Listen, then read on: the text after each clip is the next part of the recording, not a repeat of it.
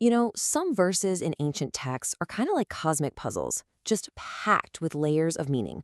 Well, today, we're going to tackle one of the most fascinating ones out there from the book of Revelation. It's a verse that, on the surface, seems like a complete contradiction.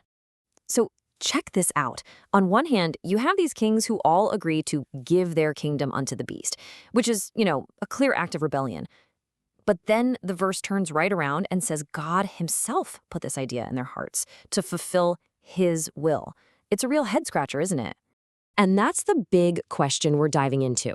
How on earth can a rebellious act be the very thing that accomplishes a divine purpose? Okay, let's get into it and see if we can unravel this thing. To really solve this puzzle, first we have to just sit with the tension at its core for a second. We've got these evil actors, these kings, and it looks like they're actually doing God's bidding, even while they're siding with this figure called the beast. So you can see the two ideas right here in what feels like direct opposition. On one side, God's will is being fulfilled. On the other, these kings are actively deciding to hand their power over to the beast. And the verse ties these two clashing events together like they're part of the exact same process. So where do we even start with this? Well, believe it or not, our first big clues are hidden in the original Greek language. A couple of key words here can unlock a way deeper meaning and really start to crack this paradox wide open. Okay, the first clue is in the Greek word for will or purpose. It's gnome. And what's so cool is that it's used twice here. First, it refers to God's single ultimate gnome, his big picture purpose. Then it says the kings come to have gnomen mion, or one will, a single unified purpose of their own. So get this. God puts it in their hearts to form their own united front, which then in a twist serves his ultimate front. And now we get to the word that is, I think, the key to this whole thing. The Greek verb for fulfilled is teleo. It means to complete something, to finish it, to bring it to its perfect end. I want you to burn that word into your brain, teleo. It's the final piece of the puzzle that's going to make everything else just snap right into place. All right, so with those language clues in our back pocket, the source material proposes this really powerful idea that maybe this verse isn't just talking about some event in the distant future. What if it's pointing to a very specific, absolutely pivotal moment in all of human history?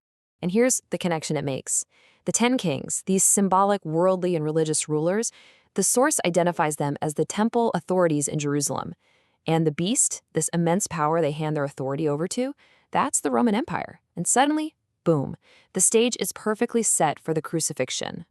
This is where they formed their one will. Remember, their gnomen mion. You have all these different powers, like the Jewish leadership and Roman rulers like Pilate and Herod. I mean, these guys were often enemies. But all of a sudden, they find a single, unified purpose. And by condemning Jesus, they were in effect handing over all their separate authorities to this one single cause.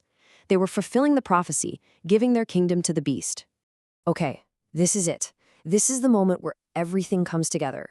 Those linguistic clues from the Greek and this historical link to the crucifixion, they're about to converge and give us this stunning solution to the whole paradox. Just listen to how the Apostle Peter explains this whole thing. He's looking at the crowd and he doesn't pull any punches. He says, yep, by wicked hands, you crucified him. He holds them completely responsible. But in the very same breath, he says it all happened according to the determinate counsel and foreknowledge of God. It's just wild. Human evil and divine planning working together in this perfect, paradoxical way. And then you have Jesus' own words, which create this incredible contrast. The rulers thought they were the ones taking his life, but he just declares, nobody takes it from me. I'm laying it down on my own. So here's the crucial point. While they were busy carrying out their little plan, they were just actors in a much, much bigger story that he was writing all along. And what were his final words from the cross? It is finished. You want to guess what the Greek word is? Tetelestai. It is the perfect tense of that key verb we looked at a minute ago, teleo. In that one single moment, the words of God were brought to their complete end. They were fulfilled. The rebellion of the kings had served its ultimate purpose. So this interpretation gives us a pretty profound way to resolve the paradox of Revelation 17:17. It shows us a way of thinking where even the most defiant human actions can be woven into this huge sovereign tapestry. So let's just recap. The religious and political rulers formed their one will. They gave their power over to Rome, but in doing so, they only managed to fulfill God's eternal plan. Their authority was temporary. It only lasted until Jesus declared, "It is finished." And at the end of the day, this interpretation concludes that the greatest act of evil in human history became the very vehicle for the greatest good imaginable, redemption. And that leaves us with one last, really provocative thought.